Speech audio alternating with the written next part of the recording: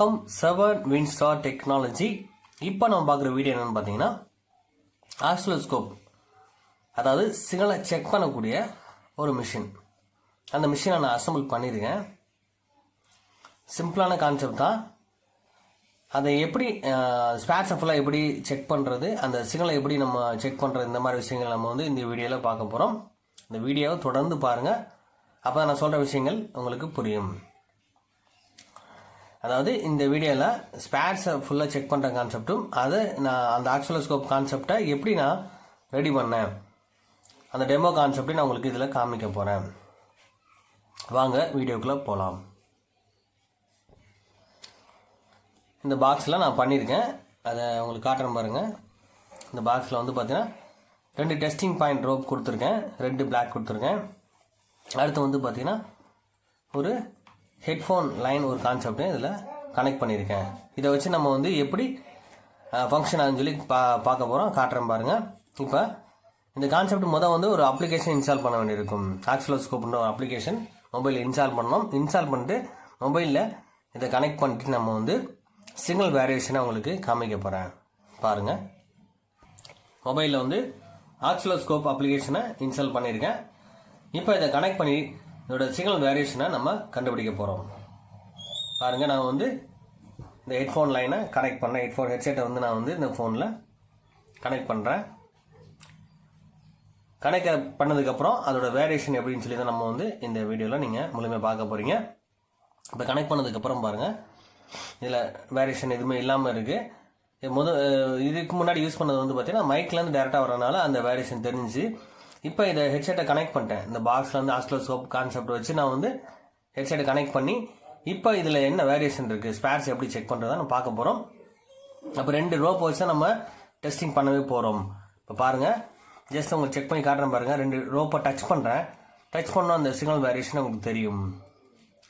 அப்போ நம்ம continuity கான்செப்ட்னு follow பண்ணும்போது இந்த மாதிரி இதோட வேரியேஷன் என்னன்னு சொல்லி அளவு தெரிஞ்சிருக்கணும்னு சொல்ல வரேன். அப்போ ஒவ்வொன்றுக்கும் அந்த தகுந்த மாதிரி வேரியேஷன் வித்தியாசப்படும். அந்த வேரியேஷன் ஒரு செகண்ட் வரும். அந்த செகண்ட் வேரியேஷன் வச்சு நம்ம நல்லா இருக்கா இல்லையான்னு கூட தெரிஞ்சுக்கலாம்னு சொல்ல வரேன். அப்போ சிக்னல் வேரியேஷன் நம்ம ஈஸியாக தெரிஞ்சுக்க முடியும்.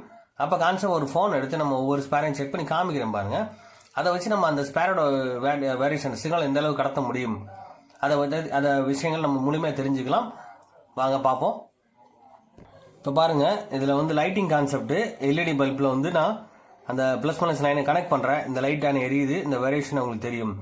அப்போ நம்ம ஈஸியாக செக் பண்ணிடலாம் இது ஃபங்க்ஷனாக தான் இல்லையான்னு சொல்லி, அதோட சிக்னல் வேரியேஷன் எவ்வளோன்னு சொல்லி தெரிஞ்சுக்க முடியும். அப்போ இதேமாதிரி ஒரு கனெக்ஷன் ஒரு லைன் வருதுன்னு சொன்னால் லைனோட கனெக்ஷன் தொடர்பு எங்கே இருக்கோ அந்த லைனில் வச்சு பார்க்கும்போது அதோட வேரியேஷன் உங்களுக்கு தெரியும். ஜஸ்ட் அந்த ஒரு செகண்ட் வேரியேஷன் வரும். அந்த வேரியேஷன் வச்சு நம்ம லைன் இருக்குன்னு தெரிஞ்சு, இதே கட்டாக இருந்துச்சுன்னா அந்த வேரியேஷன் சுத்தமாக இல்லாமல் போயிடும். இப்போ நார்மல் கான்செப்ட் பாருங்கள், நார்மலாக பிளைனாக தான் இருக்குன்னு சொல்லுவேன். அது வேரியேஷன் இருக்கும்போது, அதாவது லைன் நல்லா இருந்து அது ஸ்பேர்ஸ் கனெக்ஷன் நல்லா இருக்குது அப்படின்னு சொன்னால் அந்த வேரியேஷன் தெரியும். மற்ற இடங்களில் வச்சு பார்த்தா வேரியேஷன் ஆகாது. ப்ளஸ் அதோட லைனில் இருந்தால் கண்டிப்பாக அதோட வேரியேஷன் தெரியும். சிக்னல் வேரியேஷன் எவ்வளோ தூரம் கடத்த முடியும்னு சொல்லி காட்டும். அதை வச்சு நம்ம கன்ஃபார்ம் பண்ணிடலாம். இது மாதிரி ஸ்பேர்ஸை நான் 1 by 1 செக் பண்ணி காமிக்கிறேன் பாருங்கள். இப்போ பாருங்கள், ஸ்பேர்ஸை செக் பண்ணி காட்டுறேன். இப்போ பாருங்கள், இந்த இடத்துல ரெஸ்டர் இருக்குது. அது ரெண்டு எண்ட்லேயும் செக் பண்ணி பார்க்குறேன் பாருங்கள். அந்த ரெஸ்டர் சரியாக இருந்துச்சுன்னா அதோட சிக்னல் வேரியேஷன் தெரியும் உங்களுக்கு. இந்த இடத்துல வரக்கூடிய சிக்னல் இங்கே கடந்து வரும்போது கண்டிப்பாக அது கட் ஆகாமல் இருந்துச்சுன்னா, ஓப்பன் ஆகாமல் இருந்துச்சுன்னா இந்த மாதிரி வேரியேஷன் ஆகும். அதை வச்சு கன்ஃபார்ம் பண்ணிடலாம். அதே மாதிரி பார்த்தீங்கன்னா கெப்பாசிட்டி மற்ற விஷயங்கள் நம்ம செக் பண்ண முடியாதுன்ற விஷயமா இருந்தது.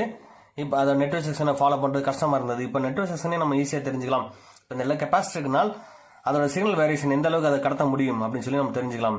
அந்த பாயிண்ட்ல வச்சு 2 பாயிண்ட் டச் பண்ணும்போது அதோட வேரியேஷன் தெரியும். நல்லா இருந்தாலும் அது சிக்னலை கடத்தக்கூடிய தன்மையில் இருக்கும். இந்த பாருங்கள், ஜஸ்ட் ஒரு பாயிண்ட் இதில் வச்சுட்டேன். அடுத்த பாயிண்ட் இந்த இடத்துல டச் பண்ணும்போது பார்த்தீங்கன்னா வேரியேஷன் உங்களுக்கு தெரியும். அப்போ இதால் இதை கடத்த முடியுது, நல்லா இருக்குன்னு சொல்லி நம்ம தெரிஞ்சுக்க முடியும். இந்த மாதிரி நம்ம ஒவ்வொரு ஸ்பேரையும் தனித்தனியாக செக் பண்ணி பார்க்கலாம். ஒவ்வொரு ஸ்பேரோட சிக்னல் கண்டிஷன் எப்படி இருக்குன்னு சொல்லி தெரிஞ்சுக்கலாம்.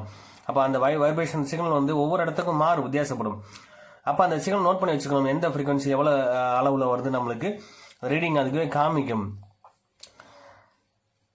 அதை வச்சு நம்ம கன்ஃபார்ம் பண்ணிடலாம். இந்த ஃப்ரீக்வன்சியோட எவ்வளோ எந்த அளவுக்கு எத்தனை மேட்ஸில் அது ஃபங்க்ஷன் ஆகுதுன்னு சொல்லி நம்ம தெரிஞ்சுக்கலாம்னு சொல்ல வரேன் நான். இந்த மாதிரி நம்ம ஃப்ரீக்வன்சியை செக் பண்ணலாம். அதே மாதிரி போர்டில் ஷார்ட் இருக்கா, மற்ற விஷயங்கள் எல்லாமே செக் பண்ணுறதுக்கும் இந்த கான்செப்ட் யூஸ் பண்ணலாம்.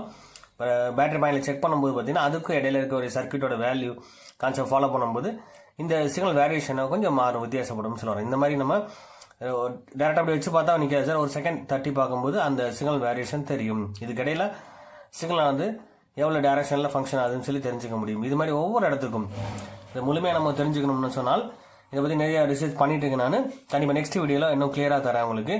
என்ன கான்செப்ட்னா இந்த மாதிரி ஸ்பேர்ஸ், அதாவது கெப்பாசிட்டி மற்ற எந்த விஷயமா இருந்தாலும் மீட்டரை செக் பண்ணுறதோட இது ஈஸியாக நம்ம செக் பண்ணி கண்டுபிடிக்க முடியும்.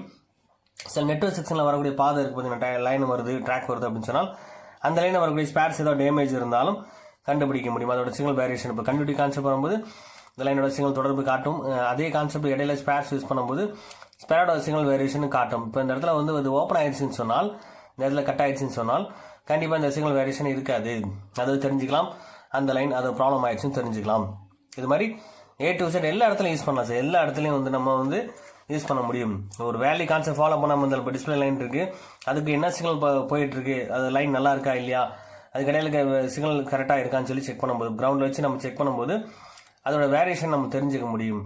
இந்த காயில் அந்த ஸ்பேர்ஸோட கனெக்ஷன், அதாவது இந்த ட்ராக்கோட லைன் வந்து கரெக்டாக இருந்தால் இந்த மாதிரி சிக்னல் வேரியேஷன் ஆகாது, அதை நம்ம தெரிஞ்சுக்கலாம். இப்போ எம்டி லைன், டம்மி லைன் கூட அது காமிக்கும். கரெக்டாக வந்து அந்த சிக்னல் இல்லை அப்படின்னு சொல்லி காமிச்சிடும். அந்த வேரியேஷன் இல்லாமல் இருக்கும். அதையும் நான் செக் பண்ணி காட்டுறேன் பாருங்கள். சரி, இந்த போர்டில் பாருங்கள், சிம் ட்ரேயில் வந்து பார்த்தீங்கன்னா ஒரு கால் டேரெக்டாக மைனஸில் இருக்கும். டேரெக்டாக மைனஸ் வைக்கும்போது பார்த்தீங்கன்னா இந்த சிக்னல் வேரியேஷன் தெரியும். இது 5 கால் டம்மி கான்செப்ட்.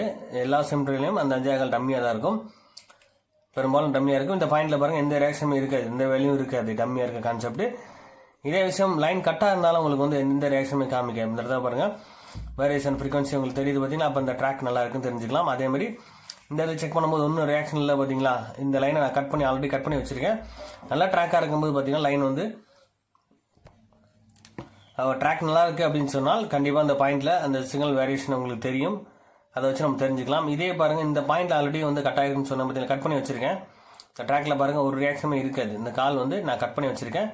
இந்த வரக்கூடிய ஸ்பேர்ஸை ரிமூவ் பண்ணி வச்சிருக்கேன். அதனால வந்து வேரியேஷன் எதுவுமே நம்மளுக்கு முதல்ல சொன்ன மாதிரி தான். அந்த பாயிண்ட்ல ட்ராக் கட் ஆயிருக்கனால அந்த பின் வந்து லைன் அந்த ஸ்பேர்ஸ் வந்து ரிமூவ் பண்ணிருக்கேன், கட் பண்ணி வச்சிருக்கேன்.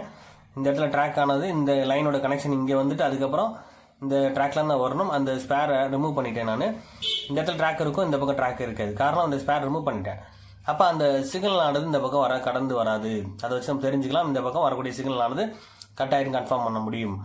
அப்போ மல்டிமீட்டர் கான்செப்ட் நம்ம ஈஸியாகவும் செய்யறதுக்கு இந்த கான்செப்ட் யூஸ் பண்ணிக்கலாம். ப்ளஸ் ஸ்பேர்ஸை 1 by 1 கெப்பாசிட்டி வரைக்கும் செக் பண்ணலாம். டிஸ்கெப்பாசிட்டி வரைக்கும் நம்ம வந்து செக் பண்ணும்போது அதோட வேரியேஷன் சிக்னல் இருக்கா இல்லைன்னு கூட நம்ம தெரிஞ்சுக்க முடியும். கண்டிப்பாக அதால் கடத்த முடியுமா, சிக்னலை கடத்த முடியுமான்றதை கன்ஃபார்ம் பண்ண முடியும். அப்போ இந்த மாதிரி கான்செப்டை வச்சு நம்ம வந்து அடுத்த நெக்ஸ்ட்டில் வந்து டெட் ஃபோனாக இருந்தாலும் அதையும் ரெடி பண்ண முடியும். ஆசிலோஸ்கோப்பை பற்றி அடுத்த வீடியோவில் சொல்கிறேன் உங்களுக்கு. இந்த வீடியோ பிடிச்சிருந்தால் லைக் பண்ணுங்கள், ஷேர் பண்ணுங்கள், கமெண்ட் பண்ணுங்கள், சப்ஸ்கிரைப் பண்ணுங்கள், பெல் பட்டனை மறக்காமல் கிளிக் பண்ணுங்கள். Thank you friends.